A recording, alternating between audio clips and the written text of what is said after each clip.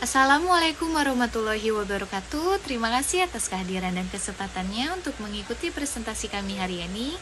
Kami akan menyampaikan pengembangan sistem informasi, studi kasus pada PT Indosat, disusun oleh kelompok 6. Semoga apa yang kami sampaikan nanti dapat bermanfaat bagi kita semua. Selamat mengikuti. Kelompok kami terdiri dari saya, Debbie Dwi Siva Milenia, dan teman saya R. Agung Prabowo, dan teman saya Rani Padilla. Latar belakang, era digital mengubah dunia bisnis menjadi teknologi informasi kebutuhan utama untuk operasional dan pengambilan keputusan strategis. PT Indosat sebagai salah satu perusahaan telekomunikasi terbesar di Indonesia memanfaatkan sistem informasi untuk mengelola data pelanggan, memantau operasional, dan menghadirkan layanan inovatif. Pengembangan sistem ini memerlukan pendekatan sistematis agar optimal. Tujuan 1. Memahami konsep dan tahapan pengembangan sistem informasi. Yang kedua, menganalisis penerapan sistem informasi di PT Indosat. Yang ketiga, menyajikan studi kasus tentang implementasi sistem informasi yang berhasil. Konsep dasar sistem informasi. Pengertian. Sistem informasi adalah kombinasi terorganisasi dari beberapa komponen, yaitu perangkat keras atau hardware, perangkat lunak atau software, data, manusia atau brainware, dan prosedur yang dirancang untuk mendukung pengelolaan informasi dalam sebuah organisasi. Sistem ini dirancang untuk membantu pengumpulan, pengolahan, penyimpanan, dan pendistribusian informasi, sehingga dapat memberikan kontribusi terhadap berbagai fungsi organisasi termasuk operasional harian, manajemen, dan pengambilan keputusan strategis. Komponen sistem informasi, yang pertama itu ada perangkat keras atau hardware. Ada komputer, server, dan perangkat jaringan. Yang kedua, perangkat lunak atau software. Itu ada aplikasi dan program yang menjalankan fungsi sistem. Yang ketiga, data, informasi mentah yang diolah menjadi keluaran yang bermanfaat. Yang keempat, manusia, pengguna dan pengelola sistem informasi. Yang terakhir ada prosedur, aturan dan panduan penggunaan sistem. Jenis sistem informasi, yang pertama itu ada sistem informasi manajemen atau Management Information System, MIS. MIS adalah sistem yang dirancang untuk memberikan informasi yang relevan, akurat, dan tepat waktu kepada manajer guna mendukung perencanaan, pengendalian, dan pengambilan keputusan. Yang kedua itu ada sistem pendukung keputusan atau Decision Support System, DSS. DSS ini adalah sistem berbasis komputer yang membantu manajer dan mengambil keputusan dalam menganalisis data dan membuat keputusan yang kompleks. Yang ketiga itu ada sistem Enterprise Resource Planning atau ERP.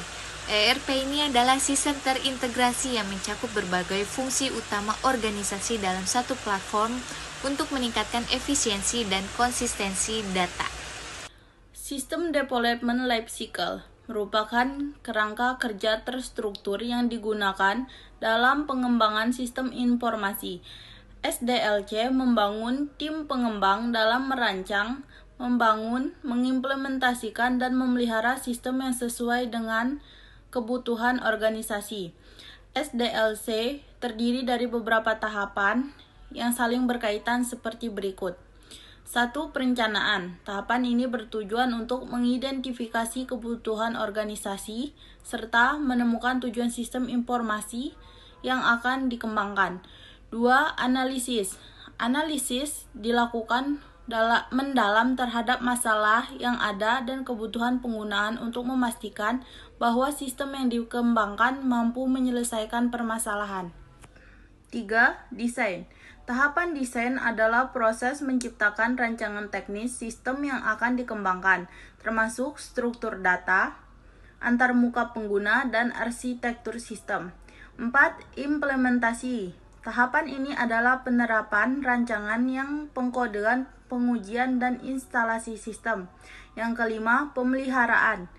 Tahapan ini memastikan sistem terus berjalan dengan baik dan sesuai dengan kebutuhan pengguna.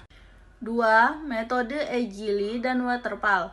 Agile merupakan metode yang fleksibel dan iteratif, cocok untuk proyek yang sering mengalami perubahan kebutuhan. Pengembangan dilakukan dengan siklus pendek, dengan evaluasi dan perbaikan terus-menerus. Kedua, Waterfall merupakan metode yang bersifat linear dan terstruktur. Tahapan dilakukan berurutan, mulai dari perencanaan hingga pemeliharaan, dan semuanya harus selesai sebelum masuk tahapan berikutnya. Berikut studi kasus pada PT Indosat. Latar belakang PT Indosat. PT Indosat atau Indosat Ooredoo merupakan salah satu perusahaan telekomunikasi terbesar di Indonesia. Perusahaan ini berperan penting dalam menyediakan layanan telekomunikasi seperti seluler, internet, jaringan data, dan solusi bisnis untuk pelanggan individu maupun korporasi.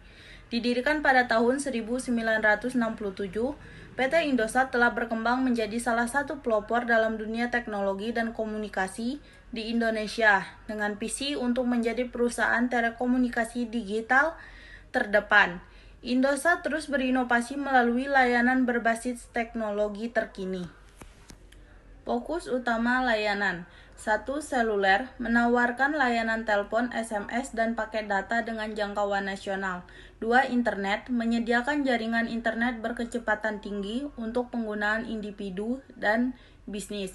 3. Solusi bisnis, memberikan layanan teknologi informasi untuk mendukung transformasi digital perusahaan lainnya. Pencapaian dan inovasi. Indosat telah menunjukkan komitmen terhadap inovasi digital melalui implementasi jaringan 4G dan persiapan 5G, solusi berbasis cloud computing, dan untuk mendukung UMKM dan korporasi, inisiatif untuk meningkatkan penetrasi layanan internet ke daerah terpencil di Indonesia. Baik, saya Eragung Prabowo izin ambil alih untuk presentasi.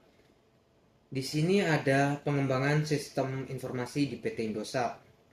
PT Indosat memanfaatkan teknologi terkini dalam pengembangan sistem informasi untuk mendukung operasionalnya. Salah satunya adalah penerapan cloud computing, di mana sistem yang berbasis cloud dirancang untuk mengelola dan menganalisis data pelanggan secara efisien, memungkinkan perusahaan untuk meningkatkan kualitas layanan sekaligus mendukung pengambilan keputusan strategis. Manfaat pengembangan sistem informasi ada 3. Yang pertama, pengelolaan data pelanggan yang optimal. Yang kedua, analisis data cepat dan akurat. Yang ketiga, peningkatan efisiensi operasional. Di sini ada penerapan sistem informasi dalam operasional. Ada 3 juga. Yang pertama, pengembangan aplikasi pelanggan. Yang kedua, monitoring jaringan secara real time. Yang ketiga, solusi untuk mitra bisnis. Next, baik di sini ada hasil implementasi, di mana implementasi sistem informasi berbasis cloud di PT Indosat telah memberikan dampak positif yang signifikan terhadap berbagai aspek operasional perusahaan. Berikut adalah beberapa hasil utama dari penerapan sistem informasi tersebut. Yang pertama, itu ada peningkatan efisiensi operasional. Yang kedua, respon lebih cepat terhadap kebutuhan pelanggan. Yang ketiga, peningkatan kualitas layanan. Dan yang terakhir atau keempat, ada dukungan terhadap transformasi digital. Di sini ada studi kasus MyM3, di mana aplikasi MyM3 ini didukung oleh sistem cloud. Menjadi contoh nyata keberhasilan. Aplikasi tersebut memberikan akses cepat kepada pelanggan untuk yang pertama mengecek sisa kuota, pulsa, dan pembayaran tagihan. Yang kedua, mendapatkan promo yang sesuai dengan preferensi pelanggan. Yang ketiga, menyelesaikan keluhan tanpa harus mengunjungi pusat layanan secara fisik. Hasil dari implementasi ini membuktikan bahwa pengembangan sistem informasi yang tepat tidak hanya meningkatkan efisiensi operasional perusahaan, tetapi juga memperkuat kepuasan pelanggan dan daya saing Indosat di pasar telekomunikasi Indonesia. Di sini ada kesimpulan, di mana pengembangan sistem informasi merupakan proses krusial yang harus dilakukan dengan pendekatan terencana dan sistematis untuk memastikan keberhasilannya. Studi kasus PT Indosat menegaskan bahwa implementasi sistem informasi berbasis cloud dapat memberikan dampak positif yang nyata bagi perusahaan. Yang pertama, sistem informasi membantu mempercepat pemrosesan data dan mengurangi biaya operasional dengan memanfaatkan teknologi cloud yang fleksibel. Yang kedua, di sini ada peningkatan layanan pelanggan. Dengan analisis data real time, Indosat mampu merespon kebutuhan pelanggan dengan cepat dan menghadirkan solusi yang lebih personal. Yang ketiga atau yang terakhir, di sini ada daya saing di industri. Sistem informasi modern memungkinkan perusahaan untuk terus berinovasi, mendukung transformasi digital, dan tetap kompetitif di tengah perubahan pasar. Next. Sini ada beberapa saran yang dapat diterapkan untuk mendukung kesuksesan organisasi di masa depan dalam mengelola sistem informasi. Yang pertama, tentunya melibatkan pengguna dalam proses pengembangan. Yang kedua, pemeliharaan secara rutin atau berkala. Yang ketiga, adopsi teknologi baru. Daftar pustaka ada Lauden KC and Lauden JP 2020 terkait manajemen informasi sistem person.